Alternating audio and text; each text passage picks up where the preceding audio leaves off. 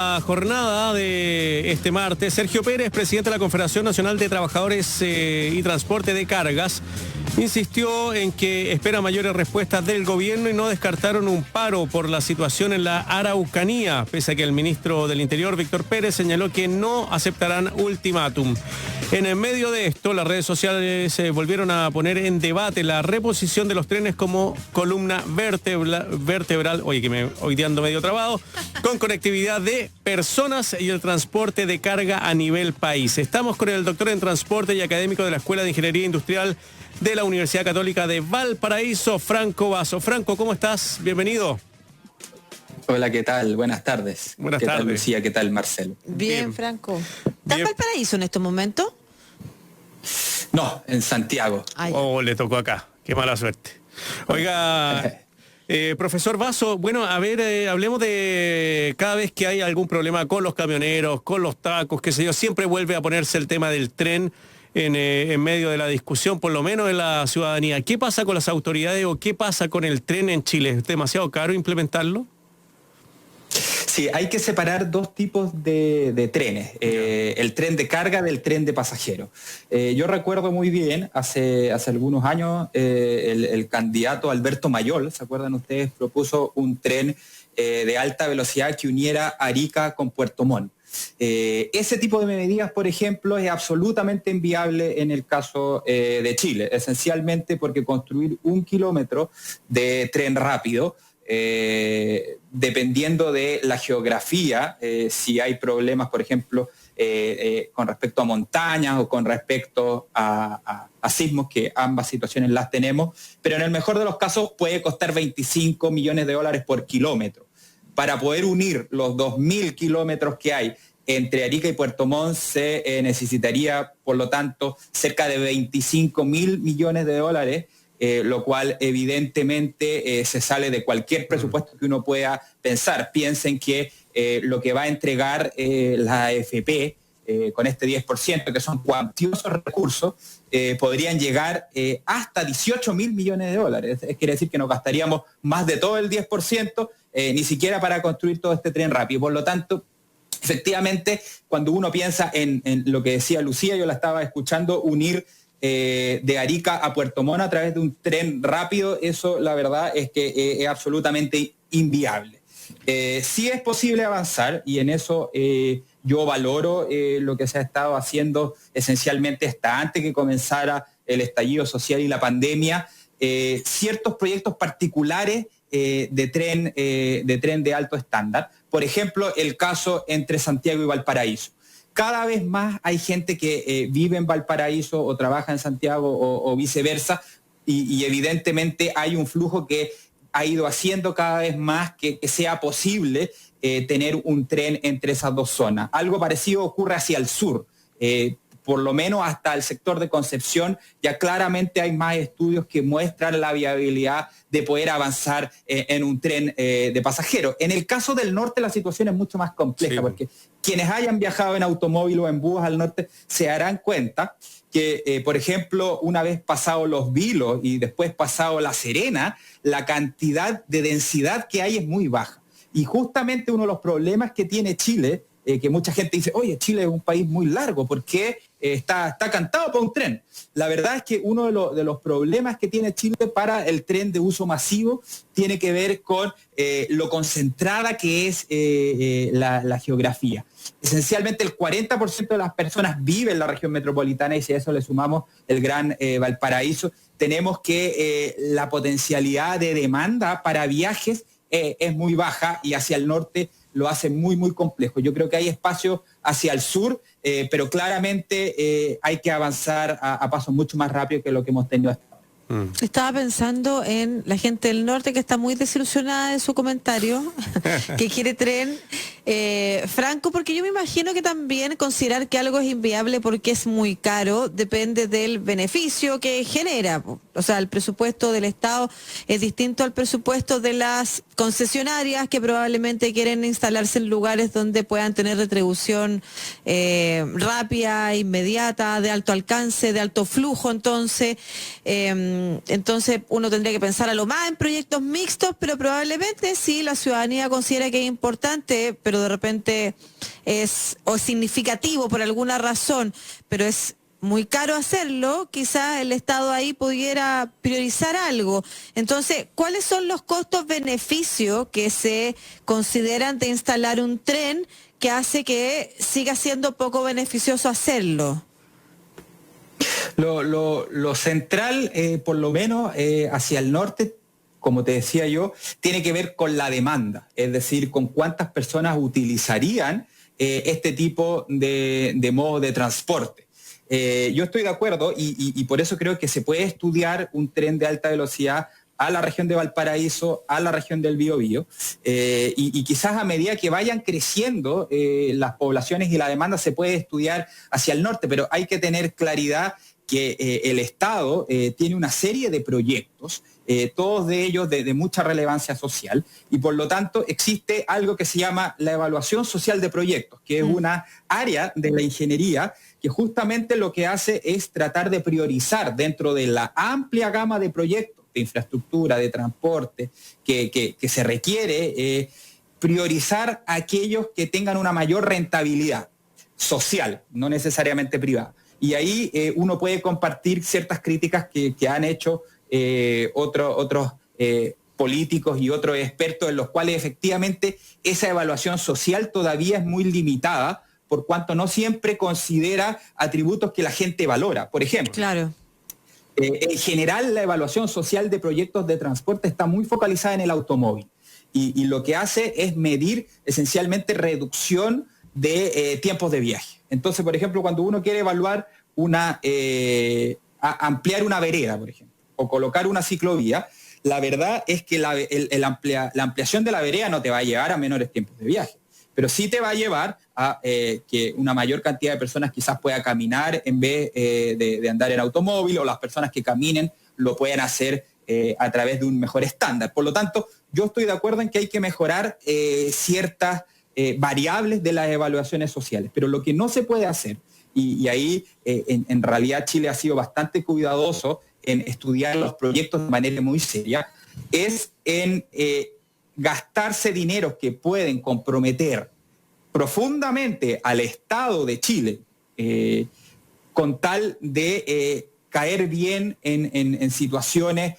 sociales, que es lo que uno podría llamar nuevamente populismo. ¿Franco? Por lo tanto, hay ciertas cosas que se pueden mejorar en las evaluaciones, pero nunca hay que dejar de pensar que esto tiene que evaluarse, porque si no comienzan las presiones. Por un lado los privados, porque yo quiero este proyecto que me conviene a mí en mi inmobiliaria, o por otro lado los políticos que dicen, mira, si yo logro un tren que llegue hasta mi comuna, entonces voy a tener más votos. Hay que tratar de mantener las cosas con los criterios los más objetivos que se puedan ir mejorando, pero cuando se comienza a construir en base a presiones, o de políticos, o de empresarios, vamos por mal camino. Sí, te quería preguntar por esto de la rentabilidad social, porque uno tiene la impresión, por ejemplo, que el tren central le cambió la vida a mucha gente acá en la región metropolitana, donde se demoraba, no sé, 2 horas, 2 horas y media o 2 horas desde San Bernardo al centro de Santiago, ahora se demora 10 minutos, 15 minutos. Pero ¿qué pasa con la gente que vive en Melipilla? ¿Qué pasa con la gente que vive en Batuco, en Colina? Son inversiones mucho más baratas de estos 25.000 millones de dólares de un tren de Arica a Puerto Montt, pero tampoco se implementan en las ciudades. Entonces, ¿por qué siempre se va dejando de lado al tren para privilegiar, por ejemplo, el uso del automóvil, el uso de la micro, el uso del bus, donde la gente se demora horas? En cambio, el tren, mira, yo tomo el tren central acá, me bajo en Franklin, me parece, tomo el metro y llego en menos de 25 minutos a mi casa, siendo que en micro me demoro 50 minutos. Entonces, ¿cuál es el beneficio o por qué no se ha invertido ahí en los trenes de cercanía dentro de ciudades tan grandes? Porque el Merval también en Valparaíso les cambió la forma de trasladarse. En el Biobío también está el tren. Entonces, ¿cuál es el problema ahí? Sí, efectivamente es distinta la situación de los trenes suburbanos. En ese caso, la mayoría de los estudios muestran que generan impactos tremendos, justamente porque la cantidad de personas que se ven favorecidas es tremenda. Y de hecho, como muy bien decías tú, el tren central, las personas que tienen la posibilidad de tomar el tren en sectores periféricos como Win, valoran mucho y tienen una muy buena recepción por parte del tren. Por lo tanto, yo creo que hay que seguir avanzando fuertemente en la incorporación de trenes suburbanos. Y por eso el Melitren, que lleva muchos años en estudio, que por fin ha dado algunos pasos inicialmente durante los primeros años de este gobierno, tienen que ponerse la marcha para poder tener cuanto antes disponible ese servicio. Lo mismo con el proyecto de tren a Batuco. La verdad es que efectivamente, y yo concuerdo contigo, en la empresa de ferrocarriles del Estado no contamos ni con todo el respaldo político para poder avanzar en los proyectos que son necesarios, ni con toda la muñeca técnica para poder hacer los estudios y convencer a las autoridades que las cifras indican que hay una serie de proyectos que sí son razonables. Y por eso este tipo de estudios demora mucho más de lo que uno quisiese. O sea, del Melitren venimos hablando de los años 90. Del tren rápido a Valparaíso pero también. Si había, pues, ¿te acuerdas? De los 80 había tren a Valparaíso, tren a Cartagena, tren hasta Puerto Montt. Siempre ha habido tren. Sí, efectivamente. Lo que sucedió ahí, y ahí hay razones más históricas, es que y ahí justamente... entramos a los camioneros. Ahora entramos al tema que nos convoca. Y a los buses. Ha habido muchas presiones, y para qué decirlo, en la época de la dictadura, el poder que siempre han tenido los camioneros en general ha sido muy potente, y muchas veces eso explica la lentitud que ha tenido el desarrollo ferroviario en proyectos que sí son razonables avanzar. Yo lo ejemplifico con la carga, por ejemplo. ¿Ustedes saben qué porcentaje de la carga en Chile se mueve en tren? No sabría. Menos 5%. Menos que en 5%. En camión. Una cifra muy, muy baja cuando uno la compara con los países a los cuales nos gusta compararnos. Por lo tanto, hay espacio tremendo para avanzar en trenes de carga. Las líneas de trenes de carga a los puertos de Valparaíso y de San Antonio, que son los dos principales puertos que mueven el 80% de las exportaciones de Chile, requieren una red mucho más robusta de trenes de carga, y las evaluaciones sociales para desarrollar esos trenes de carga están sobre la mesa y dan las cifras. Así como yo decía, no es posible construir un tren rápido de Arica a Puerto Montt, con esa misma certeza están las cifras que permiten avanzar en trenes de personas y también particularmente en trenes de carga hacia la Quinta. Efectivamente hay presiones, y eso es algo que nuevamente, y por eso, Lucía, yo decía que es muy importante construir en base a datos y no en base a presiones. Es importante que se pueda seguir avanzando en dotar a Chile de una red de transporte de carga que nos permita diversificar la matriz, porque justamente el problema es que ahora llegan los señores camioneros, van a La Moneda y tienen el poder de decirle al ministro del Interior que le paran el país. Que le paran el país, porque como ellos son capaces de mover el país, también lo pueden parar. Entonces, evidentemente, por razones estratégicas, no solamente por razones de evaluación de costo, es importante ir diversificando el modo en el cual se mueve la carga. Y eso debe hacerse a través de proyectos de trenes de carga que han avanzado muy, muy lento, y esperemos que ahora nuevamente se pueda avanzar en tener mayores opciones con respecto a la carga. Sí, estaba pensando también en zonas más hacia el extremo sur, porque no necesariamente, claro, pensar en un tren que pase una vez al día del norte al sur, del sur al norte. Una locura. Claro, sería. pero hay, entre zonas en el sur, entre ciudades mucho más al sur, efectivamente sería súper importante hacerlo, y quería incorporar también otros factores que yo considero relevantes, que no sé si están considerados, pero cuando pensamos en el norte hay muy poca densidad. Yo no sé también cuánto ayudaría a descentralizar, que hubiera acceso más fácil a otras zonas, a otras ciudades. Yo también concuerdo, no tengo ni un dato técnico, pero también concuerdo en que las distancias en el norte son enormes, y por eso la inversión también debe ser tremenda, pero así como un país no solamente debiera pensar en la urgencia, también debiera pensar en lo que quiere conseguir. Y descentralizar es algo muy importante. Destrabar la congestión en las ciudades, como también destrabar la centralización de los servicios y de las decisiones. Y ahí hay iniciativas que quizás debieran incorporar esa mirada también para valorizar, asignarle puntaje, como imagino yo, a los proyectos sociales. Sí. Quería además preguntarte, Franco, nada que ver, súper patúa. Oye, Vaso, no, quería preguntarte sobre como la historia del tren de los últimos 50 años en Chile, porque todos recordamos que que teníamos más trenes a disposición y no la tuvimos. Y hemos hablado de las presiones, como bueno, no se puede construir tren por presión de la sociedad, pero vaya que se ha dejado de hacer a favor del tren por presiones de los gremios de los transportistas. O sea, hay presiones que sí funcionan y han generado políticas públicas que han influido en las personas.